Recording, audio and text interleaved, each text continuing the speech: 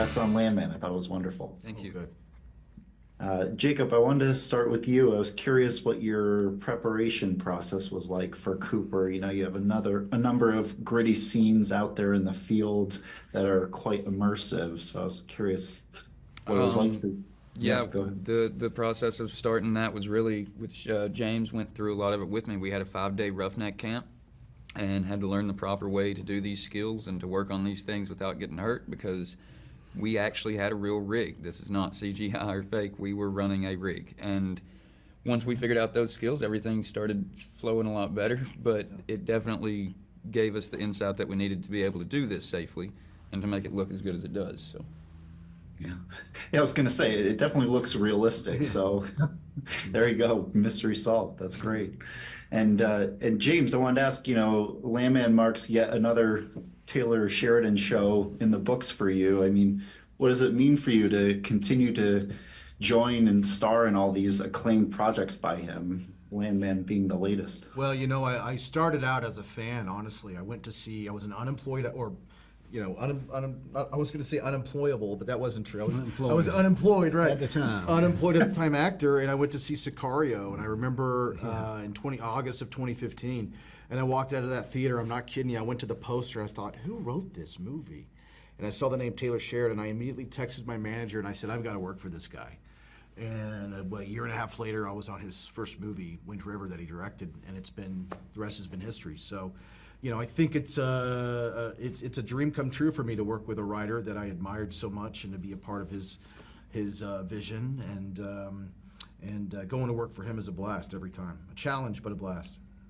Of course. Is there anything you can tease about what's left of Lioness season 2? I guess a lot of fans are curious. Yeah, sure. We've had a lot of big bangs so far, right? There's even bigger ones coming, even bigger fights coming. So hang in there, stick with us. Let's see, we've got episode 4 just dropped this past Sunday. We've got 4 more to go, and we go out with a bang. So yeah. Cool. Well, I can't wait. Great. And Mark, you know, your character Walt butts heads with Tommy on certain occasions in season 1. And I was curious what it was like for you to kind of go head to head with Billy Bob as, you know, the sheriff in these kind of uniquely tough situations throughout. Well, it's sort of a loving argument, you know. I mean, it's sort of like brothers arguing, you know. But I represent the law, and he represents how can I get this done, you know, and can you cover my ass on this, you know. But ultimately, they are of the same mind about how to try to take. The landman's job is to take care of these families too. You know, these families are a great deal of his responsibility because just of the dangerous work that they do, and the risks they take. And he understands that, and so does Sheriff Walt.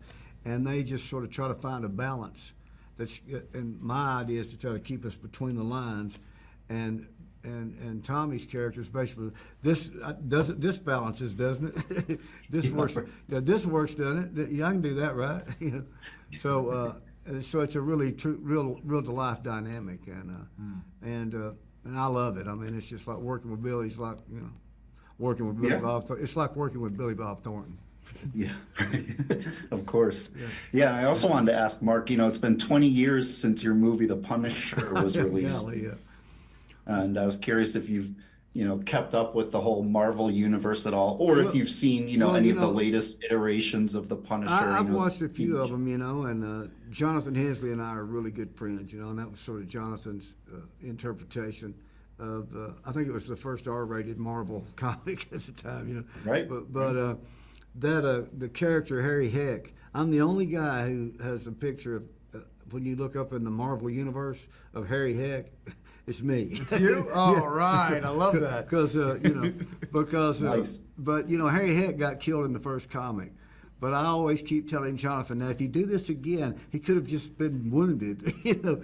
And then they always remind me, well, you know, the Joker comes back in every film, you know. You can't kill the Joker, you know. Right. So anyway, but thanks for remembering that. That was a great opportunity for me, and I got to write the singing assassin song, you know. And Yeah, I saw it in theaters. So yeah. well, thank you. It created a great deal of interest in what we do, and it was fun, you know. And but I'll tell you this with Taylor, there's nothing like it. And I mean, I've been on some big budget films, as you know. This is like, you know, I tell somebody it's like it's the modern day version if James Dean was doing Giant again, you know.